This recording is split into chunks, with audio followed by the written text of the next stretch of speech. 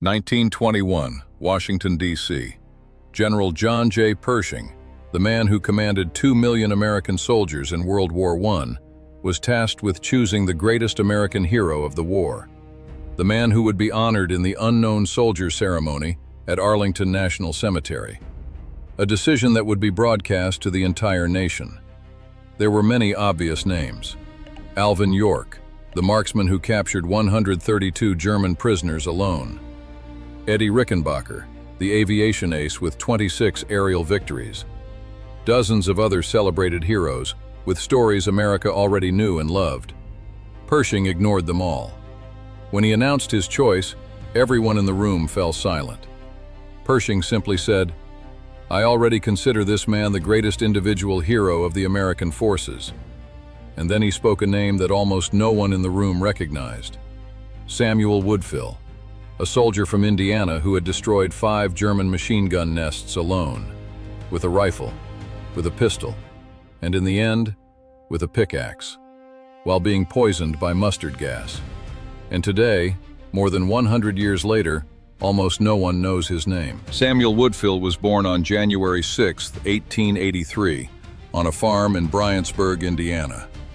His father had fought in the Mexican-American War and later in the American Civil War on the Union side. Growing up in that house meant growing up with war stories at the dinner table and with a shotgun in his hands from a very early age. Samuel began hunting alone at the age of 10, after secretly taking his father's rifle. When his father found out, instead of punishing him, he allowed him to hunt whenever he wanted. The boy had a natural eye, a level of accuracy that seemed instinctive, almost supernatural. He didn't aim. He simply knew where the bullet would land before pulling the trigger. At 15, he tried to enlist to fight in the Spanish-American War. He was rejected, too young. He waited. In 1901, at 18 years old, he finally joined the United States Army. He spent the following years in the Philippines, fighting in campaigns against the Moros. He built a reputation as one of the Army's finest marksmen, and as a man of absolute integrity, who never sought recognition and never complained about anything. For more than 15 years, Woodfill served at posts around the world. Quiet, professional, almost invisible. When the United States entered World War I in 1917, he was a sergeant, a man with decades of military experience that most young officers would never have.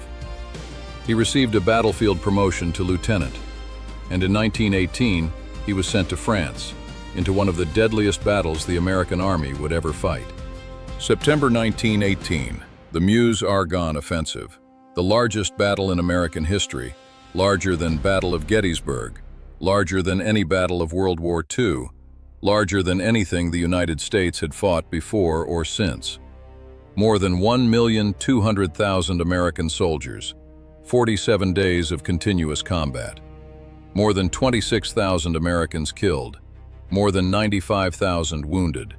The objective was simple and impossible at the same time.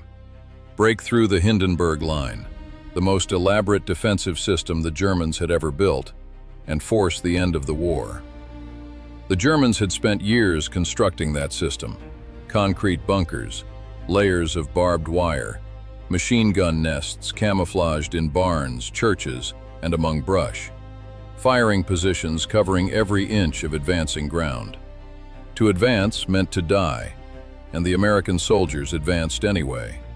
On the morning of October 12, 1918, First Lieutenant Samuel Woodfill was leading Company M of the 60th Infantry Regiment, 5th Division, near the village of Cunel, France. It was a morning of dense fog. You could barely see 10 meters ahead.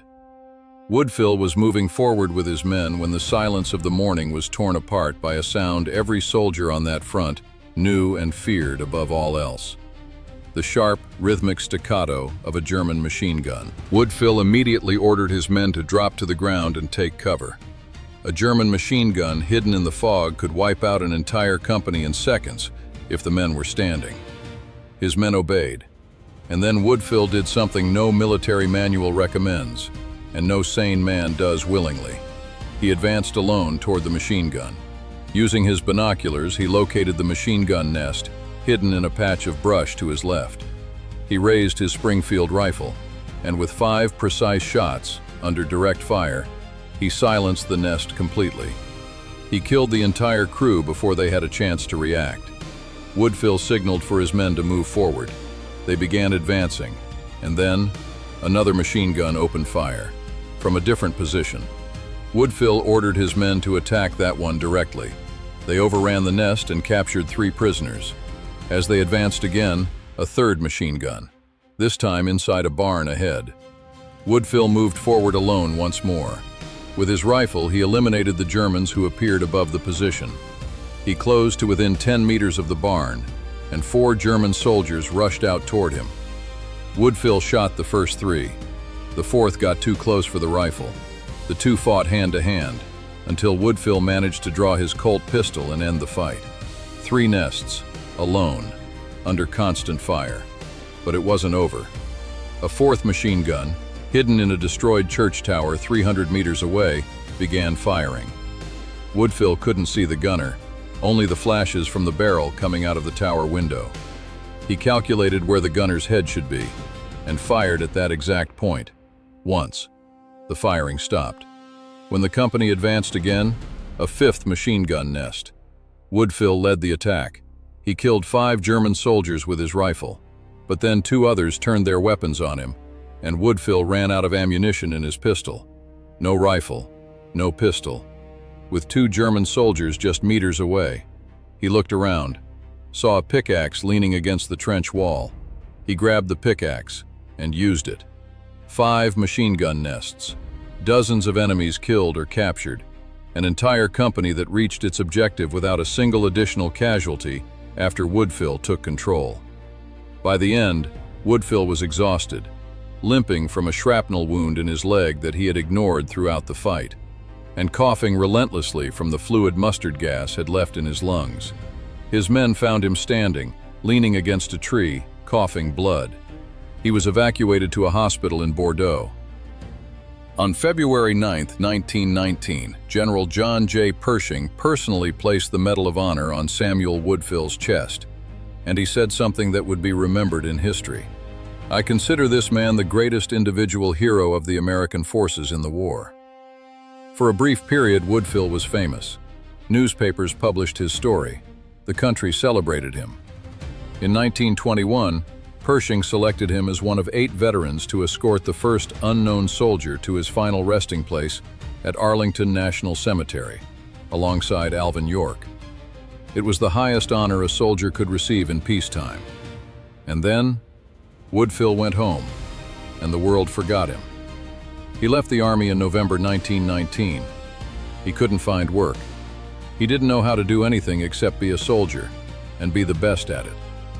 3 weeks after leaving, he re-enlisted as a sergeant, losing every promotion he had earned during the war. He didn't care. Years later, during the Great Depression, Woodfill and his wife struggled to pay rent. A Medal of Honor recipient working as a carpenter on a dam on the Ohio River for $6 a day. A journalist published a photo of Woodfill at the construction site.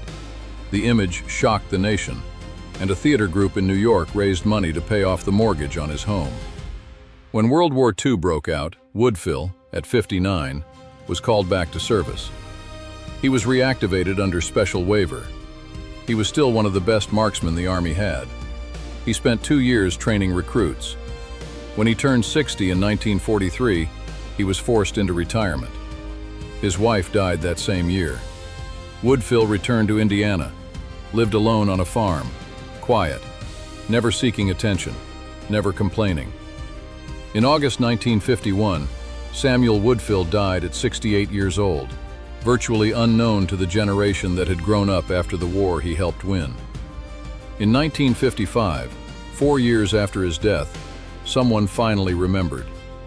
The U.S. government moved his remains to Arlington National Cemetery, where he was buried near the grave of General Pershing, the man who had called him the greatest soldier of the war, with full military honors.